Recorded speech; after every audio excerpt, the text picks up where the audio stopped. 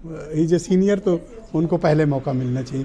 राय साहब धन्यवाद, आपने समय दिया काफ़ी दिन के बाद आपको देख रहा हूँ। आपका स्वास्थ्य कैसा है पहले तो ये बताइए, और दूसरा ये तो राजेश चौधरी जी बदल गए। मैंने सोचा था कि आज इनसे बड़ी अच्छी बातचीत हम करेंगे, ये तो एकदम यू टर्न मार के वापस निकल लिए।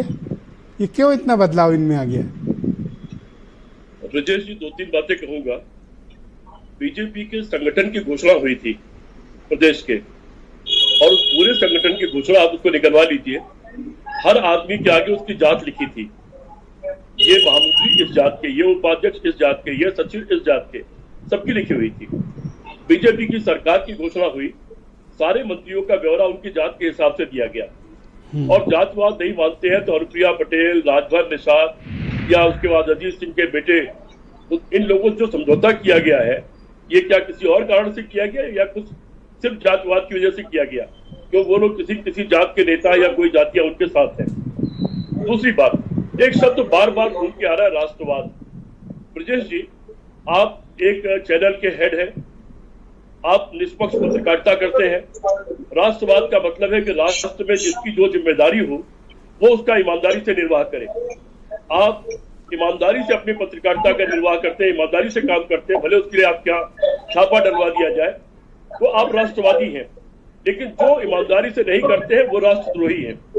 सरकार चलाने वाले भी अगर सरकार चला रहे ईमानदारी से, जनहित के लिए, जनता के विकास के लिए, जनता की समस्याओं को दूर करने के लिए, तो वो राष्ट्रवादी है।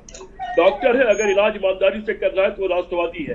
टीचर अगर ईमानदारी से पढ़ा रहा है तो राष्ट्रवादी है। और जो अपना काम ईमानदारी से नहीं कर रहा वो देशद्रोही है। तो ये बताइए कि ये जो बदलाव आया है बीजेपी के भीतर, जैसे राष्ट्रवाद की मैं केवल इतनी परिभाषा जानता हूँ। अगर राष्ट्रवाद ये है तो बीजेपी के भीतर इस आए बदलाव को राय साहब आप कैसे देखते हैं? एक प्रधानमंत्री कहते हैं न कोई घुसा है न कोई आया है, ये राष्ट्रवाद है, तो ये राष्ट्रवाद इनको मुबारक। अगर अजीत पवार एक दिन पहले 70,000 करोड़ रुपए का घोटालेबाज है और अगले दिन उप मुख्यमंत्री हो जाता है, तो ये राष्ट्रवाद इनको मुबारक। इस तरह के सारे राष्ट्रवाद इनको मुबारक हो, लेकिन ये राष्ट्रवाद की श्रेणी में आते नहीं है। अब आप अपना सवाल पूछ लीजिए। मैं ये जानना चाहता हूं कि बीजेपी के ये परिवर्तनकारी जो उनकी विचारधारा है, अब वो राष्ट्रवाद और हिंदुत्व पर फोकस करेंगे, तो आप इनका मुकाबला कैसे करिएगा? आपके पास कोई एक्शन प्लान है? उन्होंने शायद अपनी गलतियों से सीख ली है कुछ।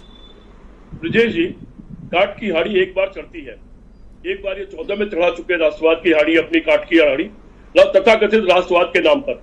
अरे 14, 17, 19, 22 इनकी कई बार इनका बर्तन चढ़ा है सर। आपका सर बहुत दिन बाद चढ़ा है। ब्रजेश जी, मेरी बात पूरी हो जाए एक मिनट। इन्होंने पहली बार गुजरात मॉडल अच्छे दिन के नाम पर सरकार बनाई थी 2014 में। 19 में 46 जवानों की शहादत को लेकर के देश में घूमे थे, उसके नाम पर जीत गए ये। इस बार जनता ने इनको 63 सीट से हरा दिया, 63 सीट पीछे चले गए।